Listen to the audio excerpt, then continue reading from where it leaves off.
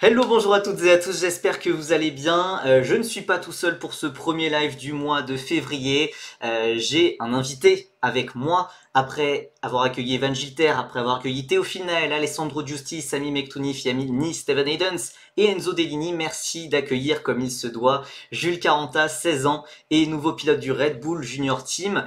Bienvenue à toi Jules, comment ça va? Ça va bien, merci, merci de m'avoir invité. Jules en direct du pitbull, Jules tu feras gaffe, c'est dodo à 20h30. Donc, euh, donc tu as 16 ans en effet et tu es pilote du Red Bull Junior Team, mais tu n'es pas que ça, tu es aussi troisième de F4 française, tu as gagné déjà plusieurs courses, tu as un nouveau championnat qui démarre très bientôt. Est-ce que tu peux te présenter rapidement en quelques mots? Moi, je m'appelle Jules Caranta, j'ai 16 ans. Voilà, comme tu viens de le dire, je fais partie du Junior Team. Et cette année, je vais courir en Euro 3 avec Campos. Et donc ta dernière course, elle était en octobre au Castellet, au Paul Ricard, sur tes terres, puisque tu viens du Var. Qu'est-ce que tu as fait pendant l'intersaison, pendant la saison hivernale?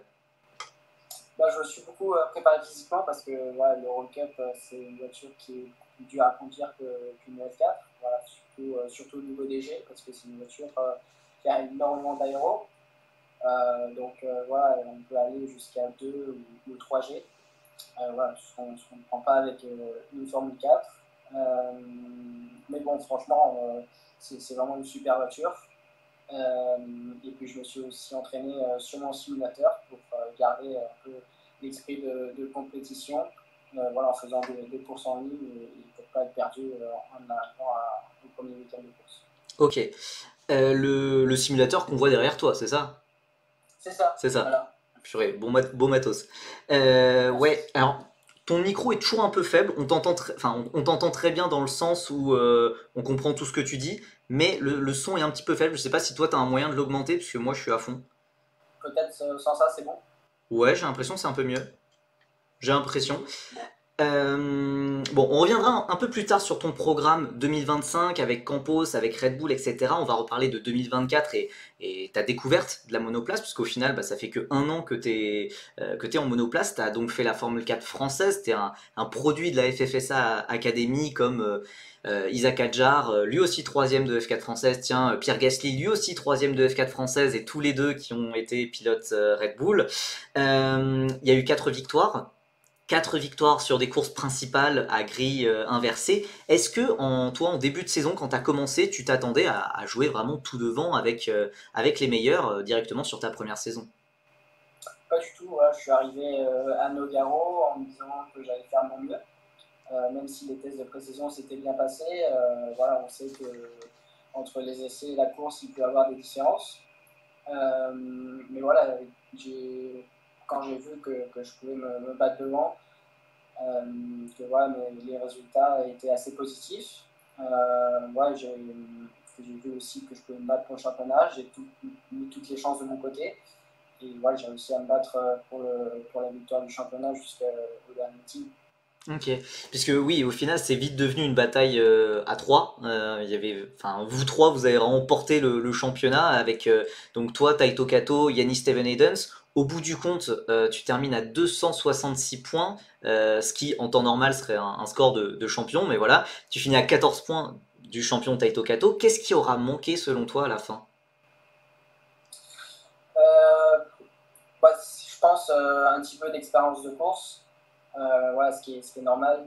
Yanni, il avait déjà une année de monoplace en plus. Euh, Taito, je crois que lui aussi, il avait déjà un petit peu roulé au Japon. Donc, ouais, mais je suis quand même assez content de ma performance, même si on peut toujours faire mieux. Ouais, donc je pense principalement ce qui a manqué, c'est de l'expérience. Après, voilà, de mon côté, il y a certains moments où j'ai pu faire des erreurs, mais voilà, c'est normal. Yann aussi en a fait plusieurs. Donc voilà, mais je suis très content de ma saison. Je pense que. Attends, je prends une question dans le chat déjà de FCB Noah 7. Comment t'as découvert le sport auto au tout début quand t'étais petit? Bah, mes parents détenaient un team de karting. Donc voilà, dès que je suis né, ils m'ont tout de suite amené sur les compétitions. Donc voilà, je les ai toujours accompagnés sur les courses. Et à l'âge de 2 ans et demi, j'ai fait mes premiers tours avec un mini-kart. Et voilà, j'ai tout de suite aimé ça et j'ai jamais lâché. Alors, j'ai une question de Lijax. Comment tu as gagné la confiance d'Helmut Marko? Bah, je pense c'est sur le fait que je sois un rookie et que je puisse me battre tout de suite aux avant-postes. Donc ouais, je pense que ça lui a plu.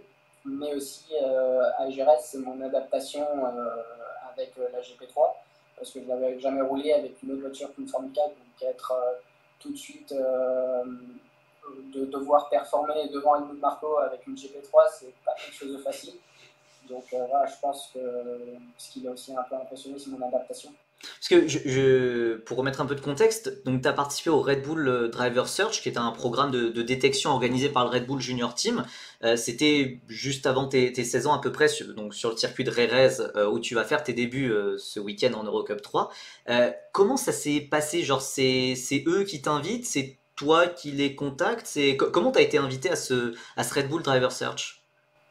En fait, j'ai été contacté directement par Red Bull. Ouais, puis j'ai eu quelqu'un au téléphone en me proposant ces tests-là à Jerez. Et voilà, au début, ils ne savaient pas encore s'ils allaient me faire rouler en F4 ou en GP3. Donc ouais, l'après-midi, on est arrivé au circuit et j'ai fait mon baquet dans la F4 et j'ai juste pu faire une séance en F4. Et tout de suite après, je suis allé faire mon baquet dans la GP3 pour le lendemain. Donc ouais, c'était aussi un petit peu une surprise. Et aussi un peu quelque chose de spécial de faire son baquet dans une GP3. Et vu que tu t'es senti très à l'aise dans une GP3, donc enfin, la voiture est beaucoup plus puissante, il y a plus d'aéro, est-ce que ça veut dire que aussi plus la voiture sera puissante, plus il y aura de l'aéro, plus enfin, meilleur tu seras à chaque fois, tu penses? C'est ce que je me dis, parce que même avec le recul, je me sens vraiment super bien avec la voiture. Ouais, les tests ont été vraiment positifs, donc ouais, je me sens bien avec la voiture. J'arrive à la mettre où je veux, quand je veux. Donc ouais, j'espère que ça continue jusque dans les prochaines catégories si c'est possible. Normalement, il n'y a pas de raison que non. Alors, avant de revenir sur Red Bull, sur Campos, etc., je voulais revenir sur la saison de F4. Parce que c'est vrai que tu avais fait des débuts en F4 Emirati pendant l'hiver. Et bah, ça avait déjà commencé très très fort. Qu'est-ce que tu en as pensé de ça, de ce début de saison où tu te battais déjà avec Slater, Alazari, Delini et compagnie? Je pense que ça m'a énormément servi pour la F4 France, parce que voilà, me battre avec des pilotes comme Slater, même Lazari ou plein d'autres. Beaucoup de pilotes qui font le championnat italien qui est un championnat très très relevé. Ouais, ça m'a énormément servi. Même si c'est pas les mêmes thématiques, bah, ça reste quand même assez similaire. Mais voilà, les conditions dans lesquelles on a évolué, donc des conditions presque d'été, ouais, ça m'a beaucoup servi parce que ouais, le championnat se déroule principalement avec des températures qui sont assez élevées. Et aux Émirats Arabes Unis, on travaille avec des Tatus. En France, c'est des Migales. Justement, pourquoi, en plus, tu avais déjà roulé avec RS aux Émirats Arabes Unis, pourquoi avoir choisi la F4 France plutôt qu'un autre championnat comme la F4 italienne, par exemple avec RS, nous demande Natoun 28. Je pense que la F4 France, c'est le meilleur championnat pour débuter la F4 parce que ouais, toutes les voitures sont identiques. C'est aussi un championnat où il y a beaucoup de niveaux. Donc, moi, je pense que comme championnat pour débuter le monoplace, il n'y a pas mieux. Ouais. Euh, au-delà des résultats bruts, c'est-à-dire 4 victoires, 11 podiums, 20 top 8 en 20 courses, enfin genre t'as fini toutes les courses et en plus t'as fini toutes les courses dans les points, tu t'es surtout fait remarquer, je pense, en tout cas moi pour ma part, par tes dépassements. Je pense à Spa-Francorchamps, Nürburgring, Manicourt, les Denons où tu fais vraiment des dépassements de fou furieux, moi je trouve. Est-ce que tu dirais que c'est ton point fort aujourd'hui? Je pense, parce que voilà, en monoclasse, je sais que c'est super compliqué de dépasser, donc dès que j'ai une occasion, il faut pas que je la manque, parce que ouais, si jamais on se loupe, bah, des fois, ça peut prendre plusieurs tours pour avoir une autre tentative. Donc ouais, surtout quand c'est dans le dernier tour, faut vraiment tenter sa chance, mais intelligemment. Ouais. Et est-ce que tu penses que justement cette force des dépassements, ça a pu un peu faire chavirer le cœur d'Helmut Marko? On sait qu'il aime bien les pilotes qui dépassent. Je pense à Isaac Hadjar, à Arvid Lindblad aussi qui a fait des sacrés dépassements en F3. Tu penses que c'est un petit truc que tu peux avoir par rapport aux autres pilotes aussi qui ont été signés comme Ernesto Rivera, McLaughlin qui a gagné ce week-end ou compagnie? Je pense, oui, parce que à la fin, si on regarde la plupart des clubs Red Bull, tous ils sont quand même assez agressifs, ils dépassent quand même assez bien.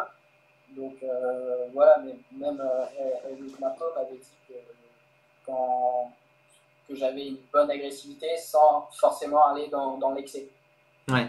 Euh, Évidemment, donc j'ai parlé d'Isaac Hadjar, on est obligé de faire le parallèle, puisque aujourd'hui, quand on pense à Red Bull, on pense à pilote français. Bah, l'exemple le plus récent, c'est évidemment Isaac, qui a lui aussi fait troisième de F4 française et qui a été signé par Red Bull. Est-ce que tu le connais? Est-ce que vous êtes déjà parlé? Est-ce que vous avez échangé ou pas du tout? Alors, on s'est déjà vu. Après, je n'ai jamais vraiment eu l'occasion d'avoir une longue discussion avec lui. Mais voilà, ça serait, pour moi, ça serait vraiment super de pouvoir parler avec lui. Parce que ouais, Isaac, il a passé toutes les formules de promotion avec Red Bull. Et aujourd'hui, il est parvenu en Formule 1. Donc ça serait vraiment top de pouvoir discuter avec lui. Euh, enfin, il y a une question de FCB Noah 7 dans le chat sur la saison de F4 ou même sur ta carrière en karting, peut-être. Quelle était ta course préférée selon toi? Euh, J'en ai plusieurs, mais je pense que celle que je vais choisir, c'est la course 1 au Nürburgring. C'est Ouais. la course 1, si je ne me trompe pas. Mm, Ouais, je partais quand même deuxième ligne, je crois, au première ligne. Et en fait, je prends un mauvais départ. Je me retrouve septième au moment de freiner pour le premier virage. Et à la fin, je fais une super remontée sur un bel extérieur sur Taito Kato. Et à la fin, je gagne la course avec 5 secondes 9 d'avance. Donc voilà, je pense jusqu'à maintenant, ça a été ma meilleure course. ouais, clairement ça. Et justement, tu penses que t'es spécialement à l'aise sous la pluie ou puisque il n'y a pas eu beaucoup de courses sous la pluie, mais celle-là, en l'occurrence, tu l'as gagnée. Tu penses que c'est un point fort que t'as? Euh, ouais, je pense. La pluie, c'est quand même des conditions que j'aime bien. Euh, voilà, après, je pense pas que c'est mon plus grand point fort, mais je suis quand même assez à l'aise. L'année dernière, on a vu que à chaque fois qu'il a plu, j'étais présent pour me battre pour la victoire. Même à la dernière course au Cassonnet, j'ai pris la tête de la course. Hmm. Voilà, les conditions étaient vraiment pas faciles. Donc voilà, je pense que la pluie, s'il pleut toute l'année, pour moi, je pense que ça ne me dérangerait pas. Et puis toi, contrairement à certains, t'es resté dans les limites de la piste. Mais bon, ça c'est une autre histoire. Il y a une question de Vettelspin qui nous demande qui est ton manager et quel autre pilote star ce manager manage en quelque sorte. Puisque je crois savoir que t'es assez proche, enfin en tout cas que ton manager est proche de Théo Pourchaire, non? Ouais, ouais, bah, ça s'appelle Simulation. Voilà, j'y vais assez souvent à Paris pour faire du simulateur. Parce que voilà, il a un des meilleurs simulateurs. Euh, donc, ouais, j'y vais quand même assez souvent. L'année dernière, j'allais presque avant chaque course faut préparer les meetings. Ouais, cette année, je vais y retourner encore. Parce que voilà, le simulateur, c'est quand même quelque chose d'indispensable. Et alors, comment dire, et ce manager, du coup, il a réussi à te mettre en contact avec Red Bull. Et autre question, est-ce que t'es proche de Théo Pourchaire, du coup, il te donne des conseils ou vous ne connaissez pas trop? Avec Théo, on s'est jamais. Enfin, on a dû se voir peut-être une fois, mais ça fait un bon bout de temps que j'ai pas été en contact avec lui. Mais voilà, Julien Bailly m'a surtout aidé à être en contact avec RS. Ouais. Donc, ouais, qui m'a fait faire le championnat UAE avec l'équipe que je fais le championnat UE. Donc, ouais, le championnat UE, à la fin, ça m'a beaucoup aidé. Et pour le championnat de F4 France. Et voilà, grâce à mes performances aussi au championnat, j'ai été repéré par Alboum. Donc, Et justement, il y avait cette connexion naturelle avec RS. Tu avais déjà fait la F4 Emirati chez eux, ça s'était super bien passé. Tu es finalement passé en Eurocup 3, donc avec Campos, c'est un championnat rival, on va dire en quelque sorte, de la Frega, qui est le championnat le plus réputé, le plus installé depuis plusieurs années déjà. Pourquoi ce choix d'Eurocup 3 qui a pu surprendre, moi, y compris moi le premier? alors déjà, c'est pas mon choix, c'est plus celui de Helmut Marko. Ouais, dès la sélection à Jerez, donc quand il m'a annoncé que j'allais être sélectionné, il m'a tout de suite annoncé la catégorie dans laquelle j'allais participer. Et voilà, je pense que c'est le bon choix parce que la voiture se rapproche beaucoup plus de la F3. Par exemple, voilà, au niveau aéro, la voiture est très similaire à la GP3. Ouais, puisque c'est le même châssis que la Freca, mais c'est un kit aéro beaucoup plus mis à jour. La Freca, on va dire que c'est une voiture qui commence à dater un petit peu, qui commence à dater un petit peu, qui a sa septième année, donc c'est vrai que l'Eurocup 3 est un peu plus à jour. Par contre, l'un des désavantages que tu vas avoir forcément en arrivant en Eurocup 3, c'est que tes coéquipiers, notamment Ernesto Rivera, Enzo Taranvanishkull, eux, ils vont connaître les circuits vu qu'ils ont fait la F4 espagnole, qui est le championnat frère, le petit frère, on va dire, de l'Eurocup 3. Est-ce que tu penses que ça peut être vraiment un gros désavantage, même si tu as roulé sur ces circuits en test? Je dirais pas un gros désavantage. Ils seront peut-être un petit peu plus avantagés. Mais voilà, moi j'arrive quand même à m'habituer assez rapidement sur les nouveaux circuits. Voilà, donc même si ils ont déjà fait une course, par exemple sur Portimao qui arrive au championnat de l'Inter Series ou même Jerez ou Aragon, c'est des circuits que je connais plus ou moins. Aragon, pas plus que ça. Mais voilà, Jerez, j'ai déjà roulé en GP3. Même si c'est pas la même chose, voilà, je reste quand même assez confiant. Évidemment, ça a fait réagir un peu quand on a parlé de la dernière course au Castellet. Donc il y a eu des messages dans le chat. Lors de la dernière course de la saison au Paul Ricard, quand Doyle parfait te double en coupant le virage et qui ne te rend pas la place, est-ce que tu as trouvé ça normal? En tout cas, comment t'as réagi toi à l'intérieur dans le casque? Honnêtement, je pouvais pas vraiment comprendre ce qui se passait. J'ai vu justement Doyle Parfait couper la piste et ne pas me rendre la place. Donc je savais que s'il me rendait pas la place, il allait forcément prendre une pénalité. Hmm. Donc ouais, je n'étais pas forcément inquiet par rapport à ça. Parce que ouais, généralement, si on coupe la piste et qu'on ne rend pas la position, soit la pénalité est très sévère, ou soit c'est un drive-through. Bon, il y a eu 5 secondes de pénalité pour moi qui n'est pas assez. Mais bon, voilà, c'est la décision de la direction de course. Voilà, on peut rien y faire. Mais voilà, c'est sûr que j'espère pas revoir ce genre d'action, même par rapport à un pilote, même s'il a potentiellement fait une erreur, de lui-même, il devrait rendre la place. Ça, Ouais, ça paraît normal. Ça paraît normal. Sur un live précédent, tu avais fait un petit coucou quand on a streamé une course de Formule Régionale Moyen-Orient où il y avait notamment Ernesto Rivera qui faisait une forte impression vu qu'il fait la saison avec Pinnacle Motorsport. Ernesto Rivera que tu retrouveras en Eurocup 3 chez Campos, lui aussi pilote Red Bull, lui aussi recruté au Red Bull Driver Search et qui sort d'une saison de F4 Espagne où il a fait 5e avec une victoire et a été le meilleur pilote Campos. Est-ce que pour toi euh, c'est un peu le pilote que tu dois battre? Oui, je pense que voilà, l'objectif principal, c'est de gagner le championnat. Après, voilà, il faut aussi que je batte mes coéquipiers.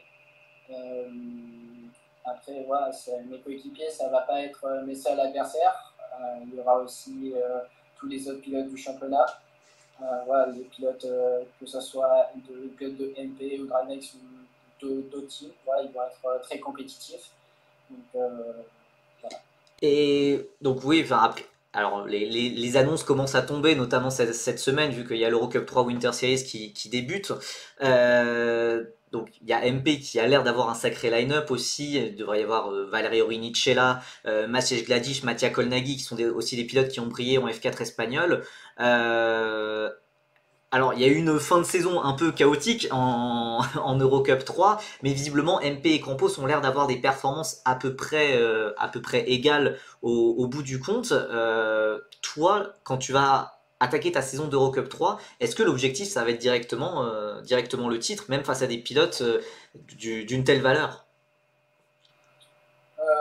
Oui, oui, c'est sûr. Voilà, mon objectif, ça va rester le titre, peu importe ce qui se passe, peu importe les adversaires. Ouais, si les adversaires sont plus performants que moi, il faudra que je travaille davantage pour essayer de finir devant le championnat. Hmm.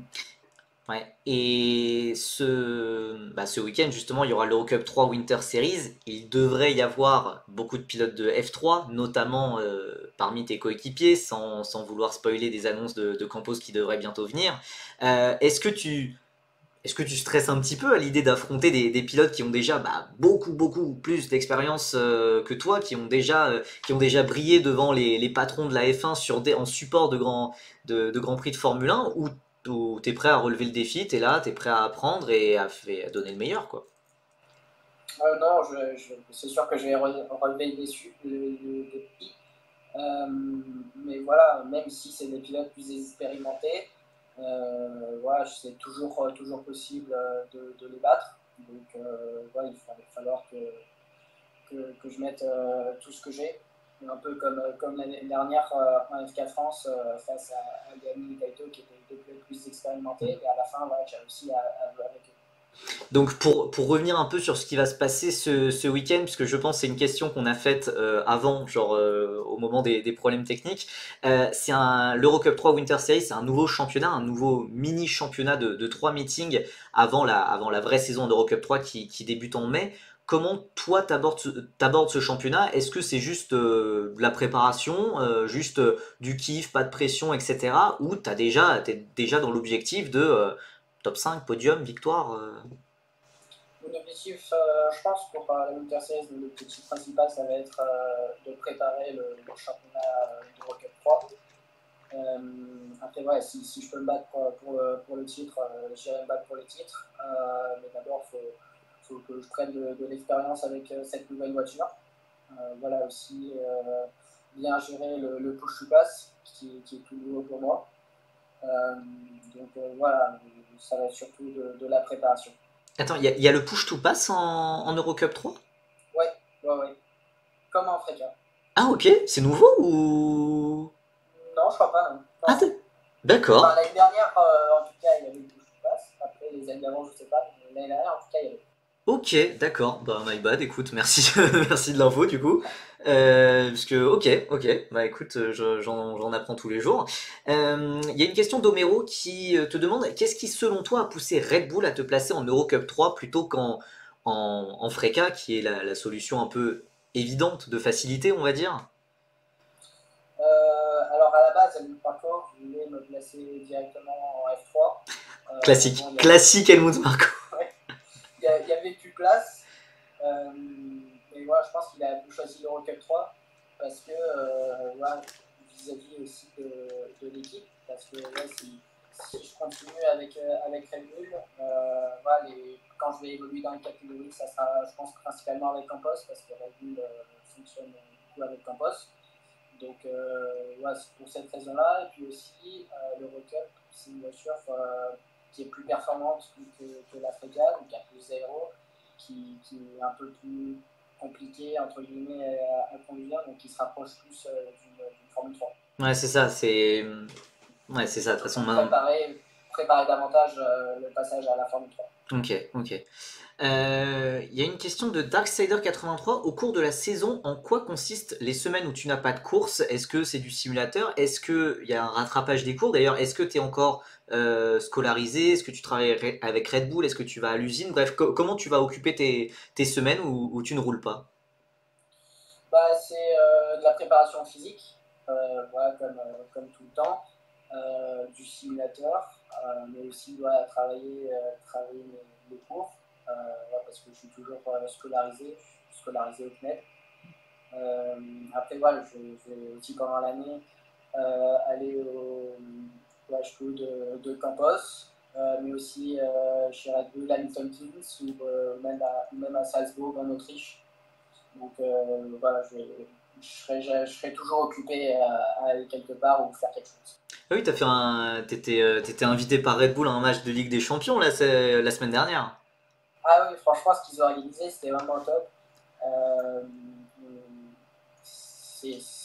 c'était vraiment super. On a fait de l'avion, on a fait du looping avec des avions, enfin des trucs Red Bull, quoi. Voilà, Ouais. ils nous ont aussi offert une belle manette Red Bull. Donc voilà. Petite question, Et tiens. après, Petite ouais. question, parce que je sais qu'il y a eu ça a un peu parlé sur Twitter des clubs préférés des pilotes, vu que Théo Pourchère soutient l'OM, etc. Toi, tu soutiens quel club? J'ai pas. Honnêtement, je suis pas le foot. Ok, Voilà, quand il y a des matchs comme enfin, l'Euro ou la Coupe du Monde, forcément, je vais regarder. Parce que voilà, il y a la France Rugby, c'est mon pays. Après, ouais, il n'y a pas forcément de club favori. Euh, voilà, le foot, c'est pas vraiment un sport que je regarde. très bien, très bonne réponse. La meilleure équipe, c'est l'équipe de France. Allez, ça me va très bien. Il y a une question de Natoun28. Entre courir en France et courir en Eurocup 3, qu'est-ce qui change pour toi niveau logistique? Est-ce que ça veut dire plus de déplacements, moins de temps en France? Qu'est-ce qui va changer au fond pour toi? Euh, Alors, niveau logistique, ouais, des circuits comme Jerez ou Portimao, c'est des circuits qui sont quand même beaucoup plus loin. Hmm. Voilà, on se déplace tout le temps en camping-car, donc voilà, les voyages sont assez longs. Après, voilà, les circuits comme Portimao et Jerez, c'est par avion parce que voilà, le voyage est beaucoup trop long et fatigant. Donc voilà, c'est pas le but d'être fatigué en arrivant un week-end de course. Mais voilà, après, c'est sûr qu'on fait un petit peu plus de voyage. Ouais. Ok. Mais toi, en tout cas, tu vas rester vivre en France. En tout cas, pour l'instant, il n'y a pas encore de. Pour Ouais. l'instant, Ok. Au calendrier, justement, au calendrier d'Eurocup 3, il y a une manche qui sera en France, au Castellet, donc tout près de chez toi. Mais en dehors de ça, quel est le circuit que tu attends le plus cette année? Euh, honnêtement, tous, parce qu'on a vraiment un calendrier de fou. Mm, mm.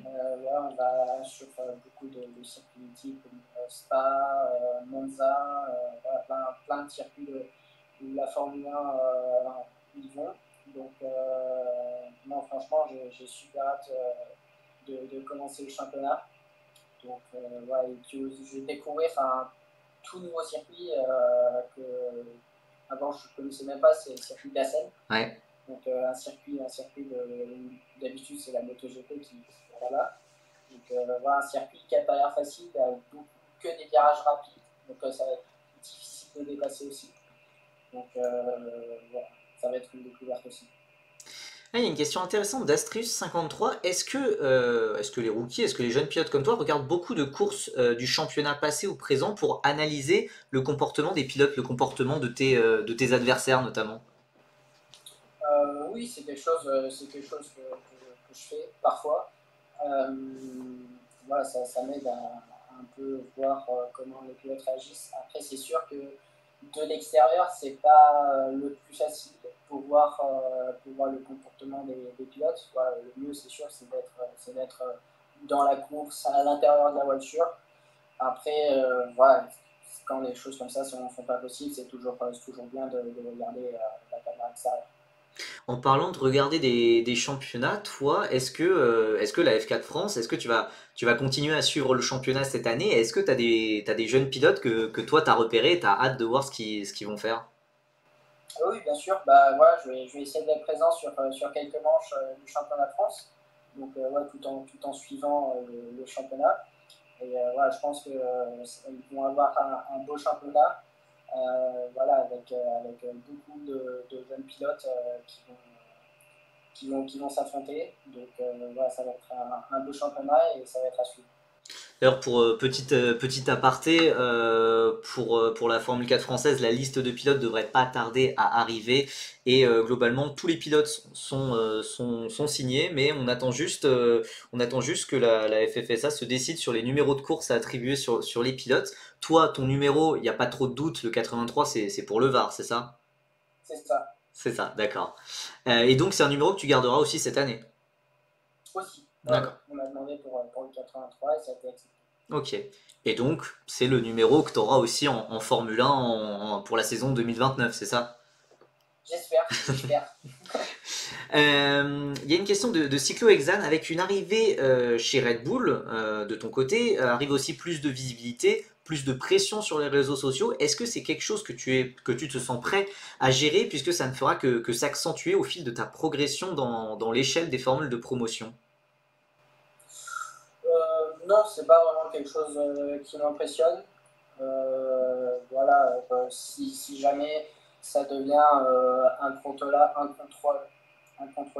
je pense que bon, je pense que ça n'arrivera pas maintenant. Mais ouais, si ça devient incontrôlable, ouais, ça sera géré par. Je demanderai à ce que ça soit géré par quelqu'un. Pour l'instant, c'est pas le cas, donc voilà, ça me dérange pas. Voilà, peut-être ta chance en quelque sorte, c'est qu'il y a un pilote Red Bull français qui prenne toute la lumière, toute la lumière actuellement.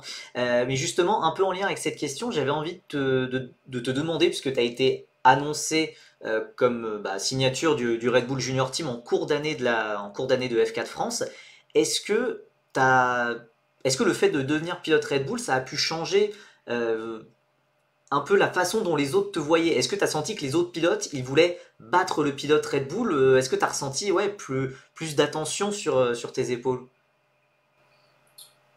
J'ai pas vraiment remarqué un réel changement de comportement entre guillemets des autres pilotes. Voilà, ma relation avec les autres pilotes est restée la même. Donc voilà, après, personnellement, moi, j'ai pas forcément eu de pression supplémentaire. Je sais pas si les autres en ont eu plus ou moins, justement, je sais pas du tout. Ok. Euh, alors c'est peut-être un peu tôt, mais je vais prendre la question de Max P67. Est-ce que le Red Bull Junior Team est exigeant avec toi d'ailleurs? Est-ce qu'ils t'ont donné des objectifs vraiment chiffrés à atteindre cette année? T'es pas obligé de répondre à la question bien sûr sur ça. Je pense l'objectif principal que m'ont donné Red Bull, c'est, je pense, de me battre devant, de montrer que je suis compétitif. Après, voilà, s'ils gagnent le championnat, c'est super, ils seront super contents. Après, voilà, si je fais de mon mieux, déjà, si je fais de mon mieux, je pense ils seront contents. Après, voilà, les résultats doivent être positifs. Oui, oui quand même, sinon ça perd un peu de son intérêt. Ouais. N'hésitez pas à poser vos questions dans le chat, puisque je pense qu'on va pas tarder à s'approcher de la fin du live. Euh, J'ai une question de Darksider83 dans les catégories comme, alors peut-être pas la F4 puisque la F4 France c'est assez particulier, mais en tout cas Freca Eurocup 3, tu as combien d'ingénieurs assignés uniquement à ta voiture? Quelles sont tes relations avec eux et en quoi consistent tes interactions avec eux? Donc, on a un ingénieur et un mécanicien par voiture. Voilà, je connais déjà le mécanicien et mon ingénieur. Et voilà, je m'entends super bien avec eux, ils sont super sympas. Voilà, mon mécanicien, lui, parle pas très bien anglais, il parle que espagnol, donc je suis en train de me mettre à l'espagnol. Ok, Donc ouais, j'espère que d'ici la fin de l'année, mon espagnol sera correct. ok. Puisque oui, t'as toujours évolué dans un environnement très français, notamment bah, à la FFSA Academy ou même avant avec RS aux Émirats Arabes Unis. C'est quelque chose que tu appréhendes un peu, ça, de découvrir un nouvel environnement qui parle anglais, qui parle espagnol, où ça va, tu te sens à l'aise dans tes capacités linguistiques, on va dire? Ah oui, je me sens super à l'aise. Je parle l'anglais couramment. Donc voilà, puis déjà chez Race, j'avais déjà cet esprit euh, d'équipe, entre guillemets. Voilà, la FFSA, c'est quand même différent. Il y a plusieurs ingénieurs par pilote. C'est pas, on travaille différemment. Euh, voilà, dans une équipe, c'est vraiment chaque pilote a son ingénieur. Donc voilà, j'ai déjà été habitué chez Race. Après, voilà, dans mes années karting, j'ai toujours parlé anglais, des fois italien parce que j'étais dans des équipes italiennes. Donc voilà, je ne suis pas été dépaysé. Ok. Et pour parler un peu de ta carrière karting, qui commence déjà un peu à remonter, l'air de rien, quel a été ton plus gros résultat, ton meilleur souvenir en tout cas? Je pense que c'est quand j'ai gagné l'Euro Series à Genk, parce que voilà, c'était surtout la dernière course du championnat, parce que c'était une course de folie, il s'est passé plein de trucs dans les 10 premiers tours. Donc je pense que c'est un de mes meilleurs souvenirs. Après, voilà, il y a aussi les FIA Motorsport Games. Ouais, c'est ce que C'était un super souvenir, même si à la fin, le résultat n'a pas été. J'ai gagné la course, mais bon, il s'est passé ce qui s'est passé. Ça a quand même été un super événement parce que voilà, il y avait plein de catégories. Voilà, j'ai pu rencontrer plein de monde. Donc ouais, je suis super content. D'ailleurs, j'ai aussi rencontré un sponsor de bar automobile. Ok, ok. Mais en tout cas, oui, moi je me rappelle la victoire en Euro Series, c'est comme ça que que je t'ai découvert pour la première fois. Puis ensuite, bah, juste après ça, il y avait les FIA Motorsport Games. Donc ouais, c'était 2022, c'était clairement une sacrée année en kart. Tu as depuis progressé, tu as fait la F4 France et en tant que bah, meilleur pilote français de la F4 France, tu as aussi rejoint l'équipe de France FFSA circuit cette année. Tu as pu faire ton premier stage à Val Thorens avec tout le monde, avec Victor Martins, Alessandro Giusti, Evan Gilter, Enzo Peugeot, etc. Comment ça s'est passé cette première expérience avec l'équipe de France et est-ce que ouais, tu t'es senti bien intégré par les anciens, on va dire? Ah oui, c'était vraiment super parce que ouais, j'ai pu discuter avec, que ça soit avec Enzo Peugeot et Van Gilter ou même les pilotes de rallye. Voilà, on a pu discuter de plein de sujets. Ouais, j'ai aussi pas mal discuté avec les pilotes de rallye parce que c'est quand même une Hmm. discipline qui est assez différente. Voilà, j'apprécie beaucoup le rallye. C'est super de pouvoir discuter avec eux et voilà, on apprend un peu plus. Après, ouais, j'ai pu aussi discuter avec Victor Martins. Voilà, on a discuté tous ensemble de plein de sujets. C'était vraiment top. Il y avait une super ambiance. On s'est régalé. Ok. En espérant qu'évidemment tu restes dans l'équipe de France et que ça soit toi dans quelques années qui intègre les jeunes pilotes. Écoutez, si vous n'avez pas d'autres questions, je pense qu'on va se diriger vers la fin du live. Donc ce week-end, on te retrouve en Eurocup 3 Winter Series à Jerez. Euh, est-ce que voilà, enfin pour ce week-end, est-ce que t'as des objectifs là comme ça? Bah, comme je l'ai dit tout à l'heure, ça va être de la préparation pour le championnat d'Eurocup 3. Voilà, là, ça va être la toute première course. Donc, ouais, je vais pouvoir la voiture dans la condition course. Donc, voilà, j'espère que tout va bien se passer pour moi. Donc, voilà, je suis quand même assez confiant pour le début de la saison. Donc on va voir comment ça va se passer. Ok. Et alors une question de Natoun28, qui sont tes idoles en sport automobile? Alors, en premier, Ayrton Senna. T'es chez Red Bull, hein. T'es chez Red Bull, hein. Je te dis juste. Le deuxième, c'est Sébastien Vettel. Donc, Ok, ok. Ok, ok. voilà. Puisque, attends, Vettel, donc du coup, attends, oui, oui, puisque Vettel, c'était le pilote qui gagnait quand t'étais enfant, du coup, c'est ça? C'est ça. Ouais. Voilà. Bah, quand j'ai commencé à regarder la F1, c'est à ce moment-là qu'il gagne tous ces grands prix. Ok, ok. Ok, petit coup de vieux, mais bon, c'est pas grave. Bon, écoutez, merci beaucoup d'avoir été aussi nombreux sur le live. Désolé pour les petits problèmes techniques au début, mais ça a fini par se résoudre et ça c'est assez chouette. Merci beaucoup à Jules d'avoir pris de ton temps dans cette première semaine de course. Merci de commencer cette première semaine de course de l'année avec nous et puis on espère te revoir très bientôt sur cette chaîne. On espère commenter tes courses, commenter tes Marseillaises, commenter etc. Donc merci beaucoup à toi, tout le meilleur pour ce week-end et pour la suite et à très bientôt. À bientôt, merci et bonne soirée.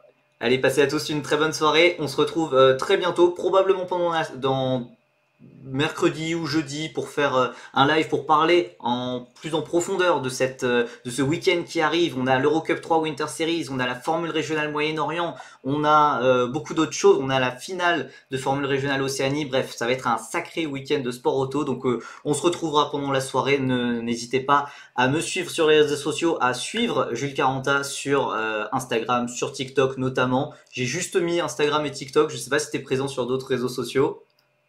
Non, il y a Facebook aussi. Facebook, si vous avez plus de 30 ans, pourquoi pas. Euh, et, et voilà, en tout cas, passez à tous une très bonne soirée. Merci encore Jules et on se dit à très bientôt. Bye bye.